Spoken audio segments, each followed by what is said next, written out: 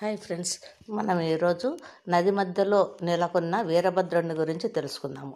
పట్టసీమలో అతి పురాతనమైన శివక్షేత్రంగా అలరారుతుంది వీరభద్రస్వామి ఆలయం.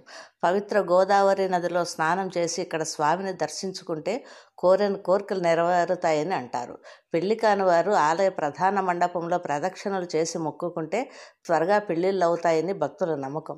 అలా కుదిరిన వారు తర్వాత స్వామికి మొక్కులు చెల్లించడంలో ఇక్కడ సాంప్రదాయకంగా వస్తుంది. అలాగే సంతానం లేని మహిళలు ఇక్కడున్న అనిస్త్రీ పునిస్త్రీ దేవతలను దర్శించుకొని పక్కనే ఉన్న చెట్టుకు ముడుపు కడతారని అంటారు.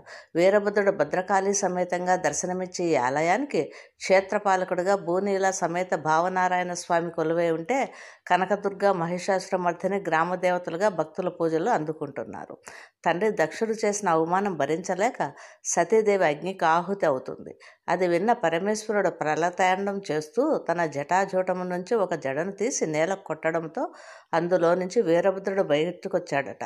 దక్షుడు యాగాన్ని ధ్వంసం చేసి అతని శిరస్సును ఖండించమని వీరభద్రుడిని పరమేశ్వరుడు ఆదేశించాడు. ఈశ్వరుడు చెప్పినట్లుగానే చేసిన వీరభద్రుడు ఆ తర్వాత దేవకుట పర్వతం పైన ప్రళయతాండం చేయడం మొదలుపెట్టాడట. దానికి భూమి అదరడంతో దేవతలంతా కలిసి అగస్త్య మహాముని సాయం కోరతారు. ఆయన వీరభద్రుడిని ఆలింగనం చేసుకోవడంతో వీరభద్రుడు లింగాకారంగా పారిపోయాడట. అలా వీరభద్రుడు ఇక్కడ స్వయంభుగా వెలిశాడని చెబుతారు. అదేవిధంగా ఈ క్షేత్రానికి సంబంధించిన మరో కథ ప్రాచుర్యంలో ఉంది. పూర్వం పర్వతాలు గగన సంచారం చేస్తూ తెల్లారేసరికి భూమిపైన దిగేవట. దానిపైన భూమిపైన జీవరాశులకు ప్రాణాపాయం ఉంటుందనే ఉద్దేశంతో ఇంద్రుడు తన వజ్రాయుధంతో ఈ పర్వతాల రెక్కల్ని ఖండించాడట. ఆ సమయంలో దేవకూట పర్వతం నది మధ్యలో పడిపోయిందట.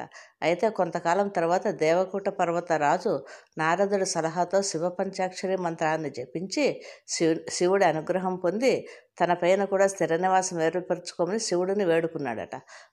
అలా శివుడు ఇక్కడ కొలువయ్యాడని అంటారు. ఇక్కడున్న శివలింగం చుట్టూ అగస్త్యుడి హస్తచిహ్నాలు, లింగం పైభాగాన వీరభద్రుడి జడలు, ముడివేసిన శిఖముడి కూడా కనిపిస్తాయి. ఈ ఆలయాన్ని చోళ చక్రవర్తులు నిర్మించిన ఆ తర్వాత ప్రతాపరుద్రుడు అభివృద్ధి చేశాడు.